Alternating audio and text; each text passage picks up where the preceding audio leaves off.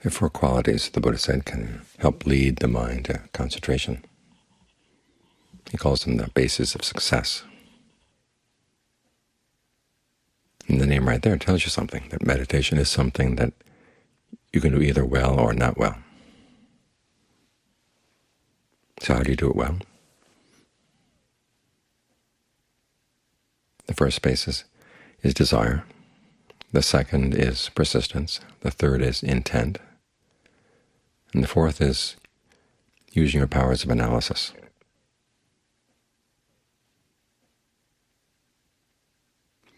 In each case, you want to adjust the qualities so they're just right.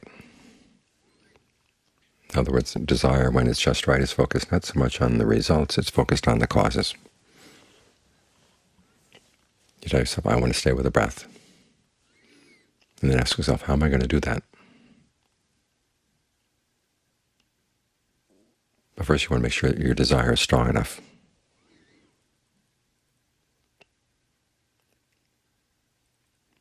So that every time you fall off, you come right back. You fall off again, you come right back again. That leads to the second quality, which is persistence. It can also be translated as effort or energy. And here again, the quality has to be just right.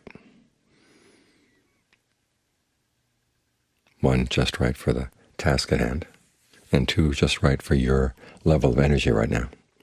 You probably know the sutta where the Buddha comes to see a monk who's been doing walking meditation to the point where his feet are bleeding. He's getting ready to give up on the practice entirely.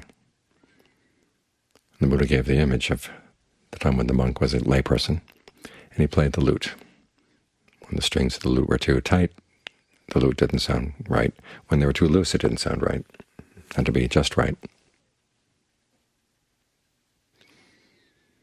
In the same way, apparently, the lute at those days had 5 strings. So in the same way, he said, first you adjust one string, i.e. your level of energy, and then you adjust the other ones to that, your conviction, your mindfulness, concentration, discernment.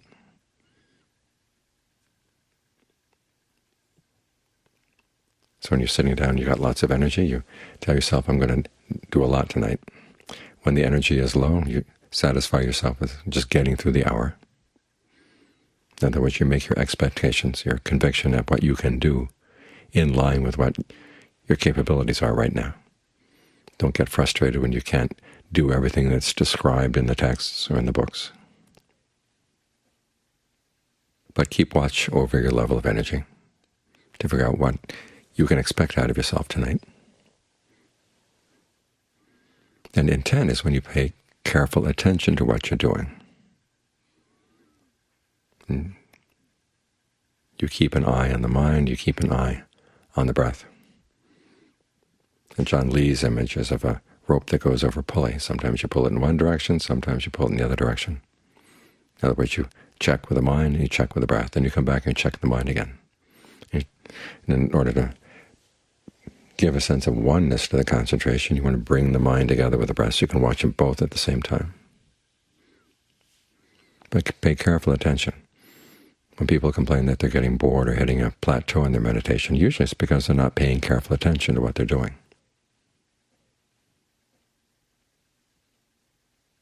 And then finally, use your powers of analysis.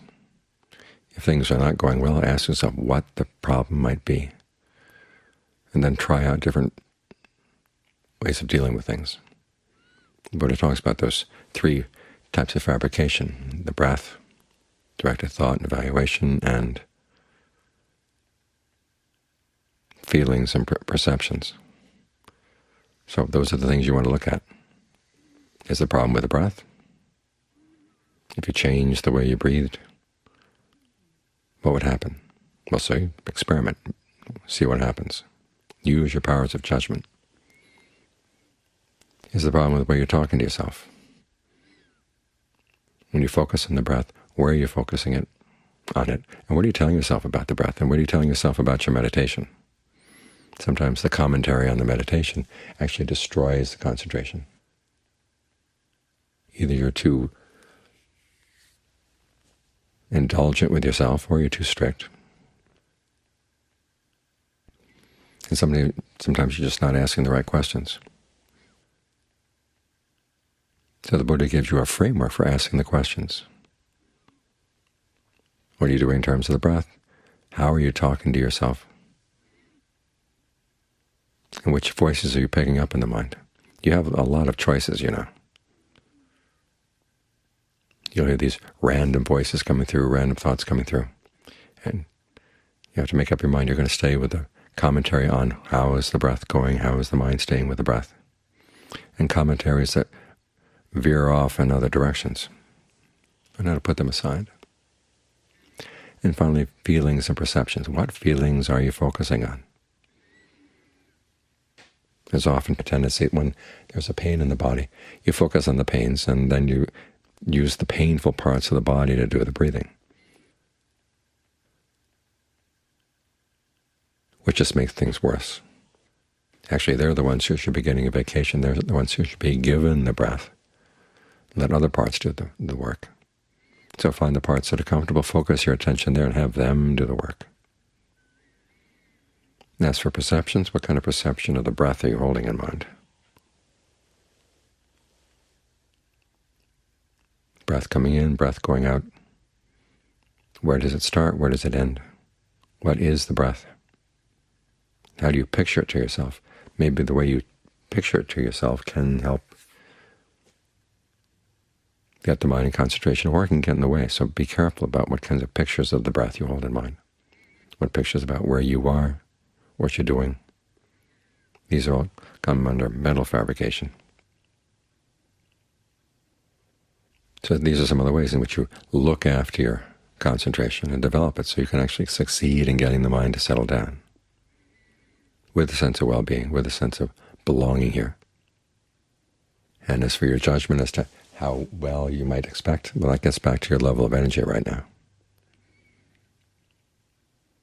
If your energy is down, content yourself with just staying with the breath, not expecting too much out of it, but realizing that by holding on to the breath, you're keeping the mind from going off and indulging in other more harmful ways of thinking.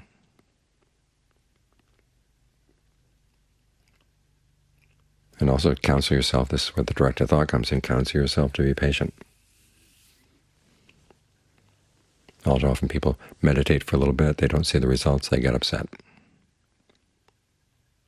And they start turning on themselves or turning on the Dhamma, which doesn't help anything at all. In Thailand, the image they give is of farmers. Farmers plant the rice seeds, and then they know it's going to take time. The little tiny plants come up, but they don't pull on the plants to make them taller. If they were to do that, of course, the plants would get uprooted, and that would kill them.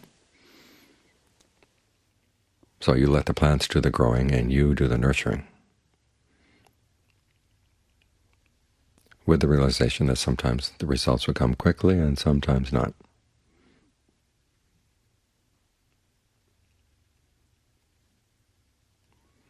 So it sounds like a lot of mental work in order to get the mind to settle down, and it is, because the mind is usually running off in all sorts of directions and has lots of tricks. And so you're going to need a lot of techniques for dealing with the potential tricks that come up. It's not that you're going to be using all at the same time. But figure out which one is lacking and work on it. Ultimately, of course, they all will begin to work together. It's interesting that people have done research into imagination have noticed that there are 4 qualities to using your imagination in a productive way. In other words, not just sitting there creating worlds in the mind, but actually thinking of ways of doing things in a more effective way.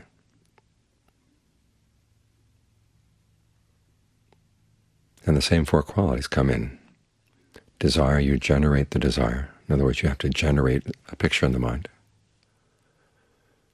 And then you hold it there. That's the persistence.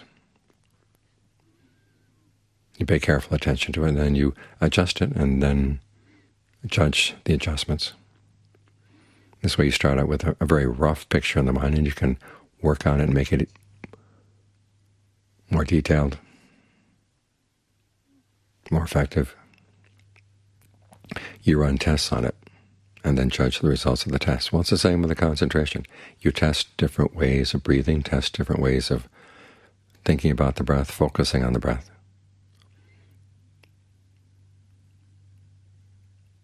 And keep at it, keep at it.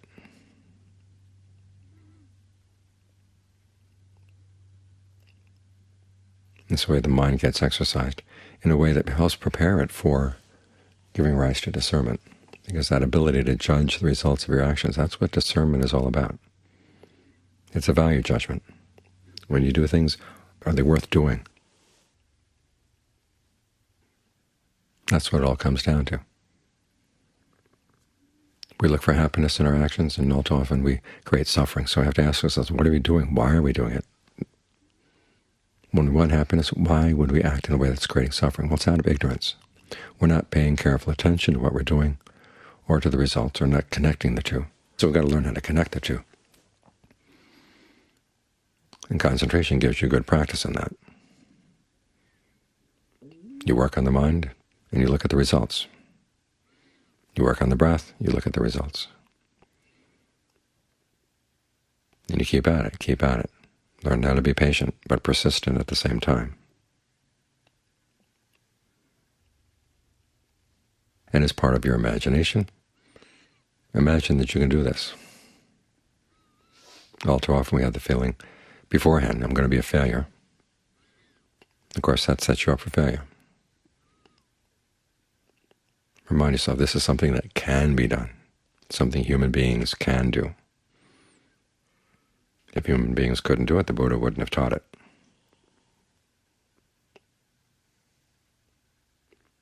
So allow yourself to imagine, yes, I can do this. We read stories of people in the past who've meditated while they were sick. Well, yes, I can do this. They can do it. Why can't I? That's the attitude you've got to have.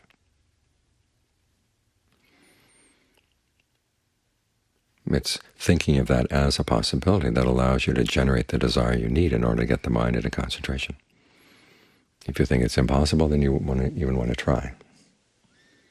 Or you try for a little bit and give up. But you've got to remind yourself, this is possible. This can be done. And you're capable of doing it.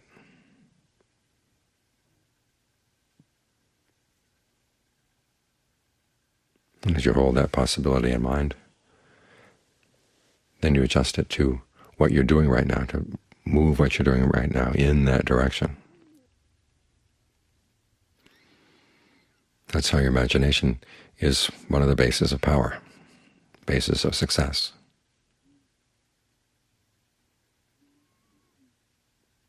And as you exercise it here, you find you can use it in other areas of life as well. But right here is where it gives its best results.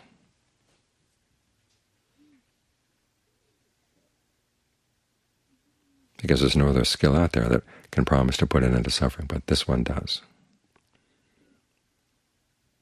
And many, many people have testified that yes, it does. It does deliver the results. So imagine that you can be one of those people. Even though you're just getting started or you're tired, it's been a long day. Imagine you can do this well. You can get something out of this. May not be everything you've read about in the books, but at least you're going to benefit as you keep at it, keep at it. Put some room in your imagination for that. And the meditation will be sure to succeed.